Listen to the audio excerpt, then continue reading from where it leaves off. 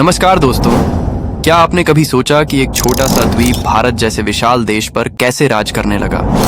आखिर ब्रिटिशर्स को भारत पर कब्जे का ख्याल कैसे आया और क्या भारत पहले से ही टूटा हुआ था? ब्रिटिश साम्राज्य की ताकत सिर्फ उनकी नौसेना थी या उनके चालाक नियमों और नीतियों ने दुनिया जीती?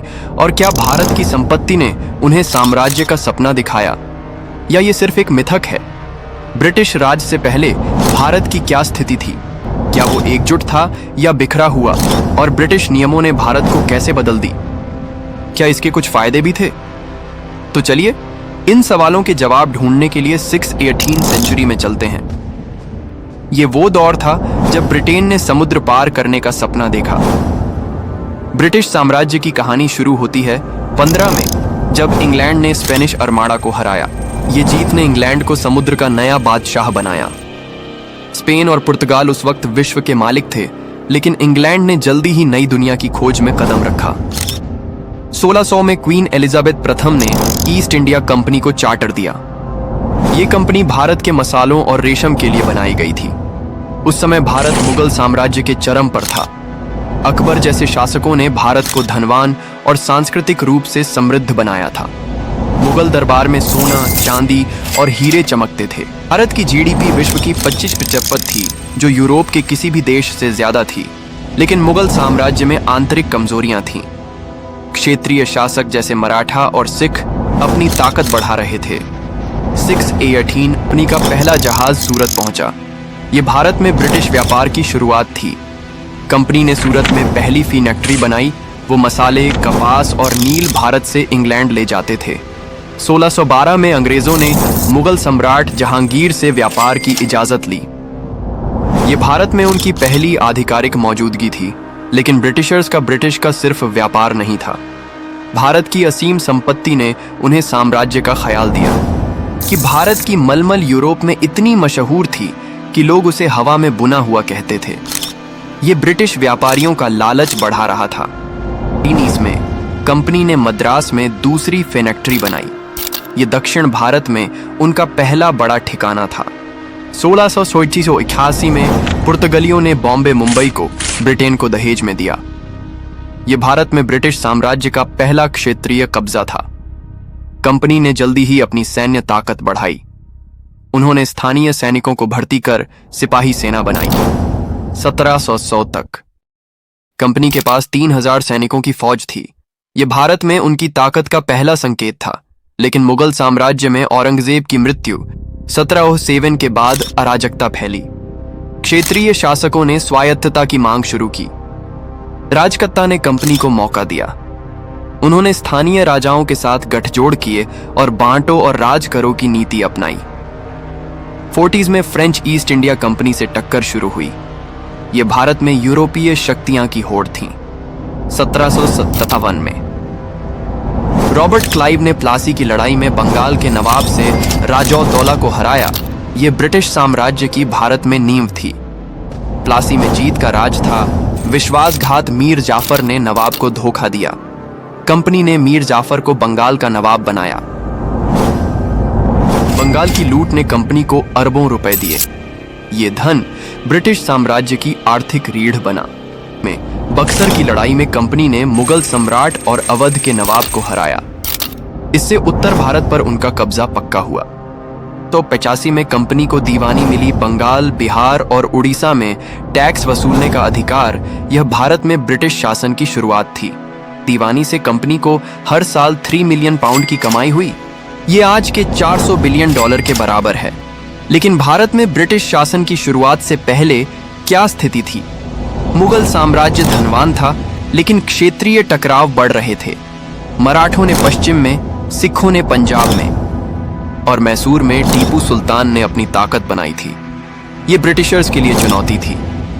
1700 में ब्रिटिश संसद ने पिट्स इंडिया एक्ट पास किया। इससे कंपनी का भारत में शासन सरकारी नियंत्रण में आया। कंपनी ने स्थानीय शासकों के साथ संधियां की। सहायक संधि ने राजाओं को ब्रिटिश फौज के लिए भुगतान करने को मजबूर किया। 1799 में टीपू सुल्तान श्रीरंगपट्टम की लड़ाई में मारा गया। इससे दक्षिण भारत में ब्रिटिश शासन मजबूत हुआ। 18th तक मराठों को हराकर कंपनी ने पूरे भारत पर कब्जा कर लिया। केवल सिख और कुछ छोटे रियासतें बाकी थीं। 1839 में सिख युद्धों के बाद पंजाब भी ब्रिटिश कब्जे में आया। कोहिनूर हीरा रानी विक्टोरिया को भेंट किया गया। कोहिनूर की कीमत आज $400 मिलियन से ज्यादा हो सकती है। ये ब्रिटिश क्राउन ज्वेल्स में आज भी है। 1877 में सिपाही विद्रोह ने ब्रिटिश शासन को हिला दिया। विद्रोह को कुचल दिया गया, लेकिन इसने ब्रिटिश सरकार को भारत का नियंत्रण अपने हाथ में लेने के लिए मजबूर किया। 1858 में गवर्नमेंट ऑफ इंडिया एक्ट पास हुआ। भारत अब सीधे ब्रिटिश क्राउन के अधीन था और रानी विक्टोरिया महारानी बनी। ब्रिटिश राज ने कई नियम बनाए जिन्होंने भारत को बदल दिया। सबसे पहले उन्होंने जमींदारी प्रणाली को लागू किया। जमींदारी प्रणाली में जमीन का मालिकाना हक जमींदारों को दिया गया। इससे किसानों पर भारी टैक्स का बोझ पड़ा। किसानों को नगदी फसलों जैसे नील और अफीम उगाने के लिए मजबूर किया गया। यह ब्रिटिश व्यापार के लिए था। नील की खेती ने बंगाल में विद्रोह की चिंगारी भड़काई। 1859 में नील विद्रोह इसका उदाहरण है। ब्रिटिशर्स ने रेलवे बिछाई। टेलीग्राफ और डाक सेवा ने ब्रिटिश शासन को और मजबूत किया। 1854 में पहला टेलीग्राफ लाइन बनी। ब्रिटिशर्स ने शिक्षा में की मिनट्स लागू की। इसका मकसद था अंग्रेजी शिक्षित भारतीय क्लर्क तैयार करना। इस नीति ने संस्कृत और फारसी शिक्षा को पीछे छोड़ दिया। भारतीय भाषाओं और साहित्य को नुकसान पहुंचा। मैकाले ने कहा था कि एक अंग्रेजी किताब पूरे भारतीय साहित्य से बेहतर है। यह संस्कृति दमन का प्रतीक था। ब्रिटिशर्स ने भारतीय उद्योगों को नष्ट किया। बंगाल का मलमल उद्योग खत्म हो गया क्योंकि ब्रिटिश कपड़ा सस्ता था। 1870s में भारत में भयानक अकाल पड़े। ब्रिटिश नीतियों ने अनाज निर्यात जारी रखा जबकि लाखों लोग मर रहे थे। 1819 से 1900 तक के अकाल में 19 मिलियन लोग मरे। ब्रिटिश सरकार ने राहत के लिए बहुत कम किया। ब्रिटिश राज ने कानूनी सुधार भी किए। 1861 में इंडियन पीनल कोड लागू हुआ जो अपराधों को परिभाषित करता था, लेकिन ये कानून अक्सर भारतीयों के खिलाफ थे।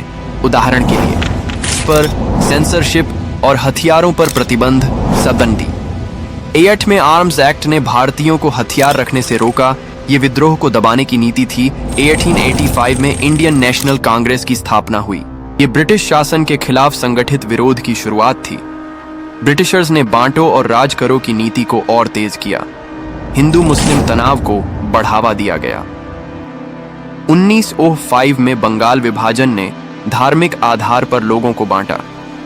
इससे स्वदेश श्री आंदोलन शुरू हुआ। बंगाल विभाजन का असली मकसद था राष्ट्रीय आंदोलन को कमजोर करना। यह ब्रिटिश 1919 में जलियांवाला बाग नरसंहार हुआ।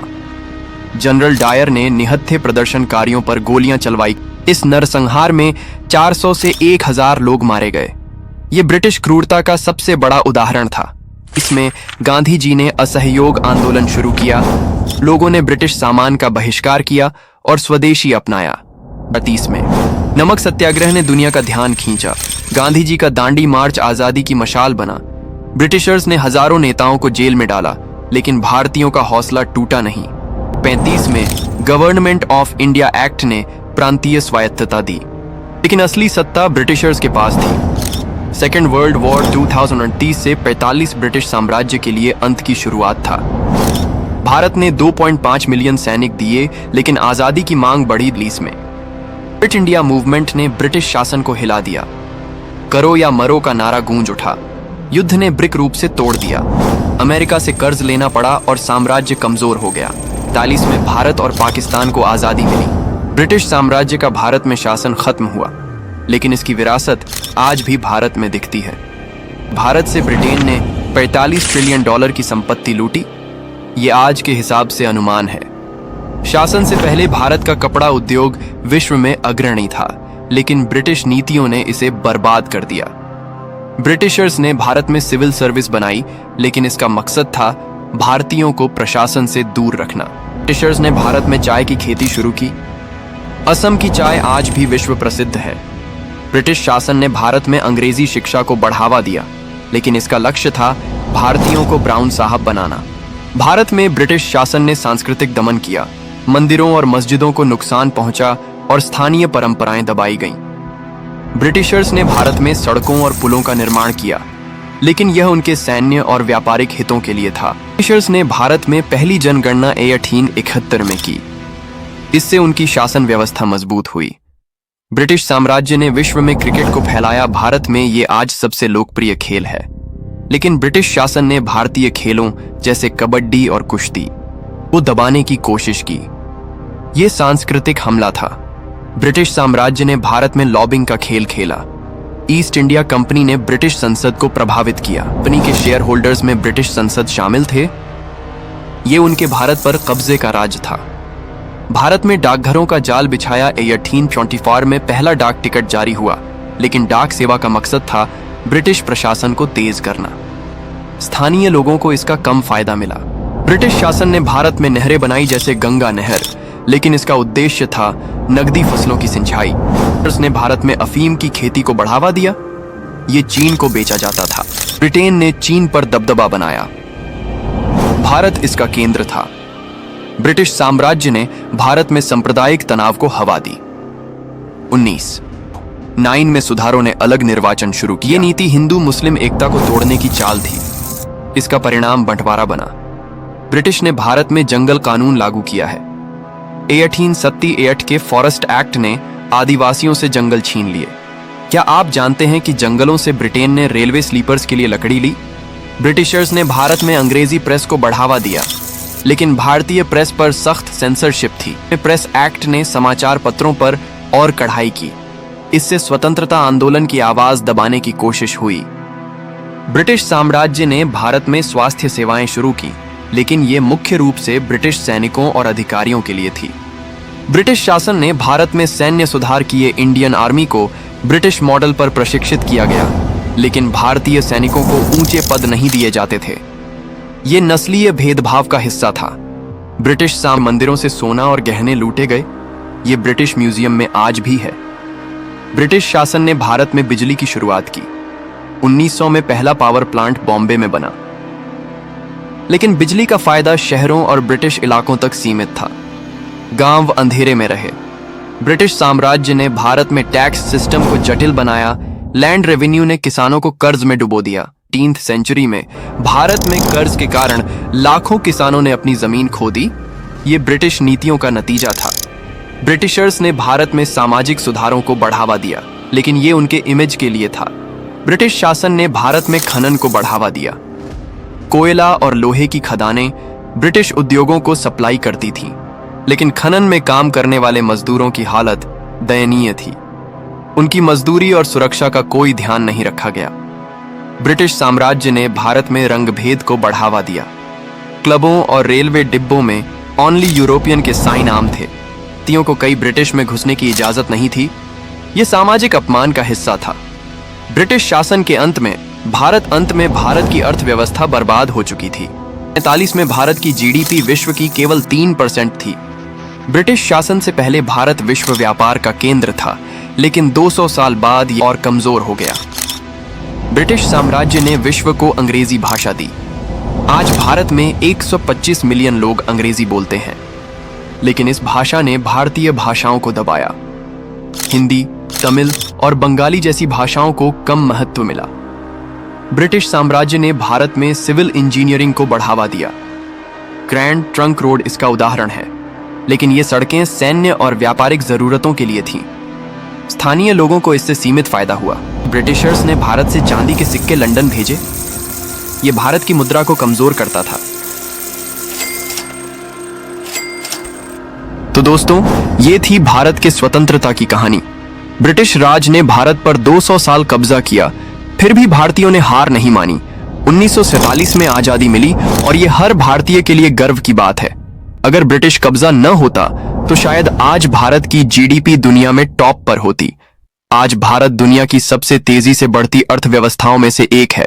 अब भारत का मिशन 2047 होना चाहिए, जब भारत की तस्वीर और मजबूत होगी। इस पर कमेंट में #2047 जरूर लिखना। उम्मीद है ये वीडियो आपको पसंद आया होगा। मिलते हैं अगले वीडियो में किसी खास टॉपिक पर। नमस्ते।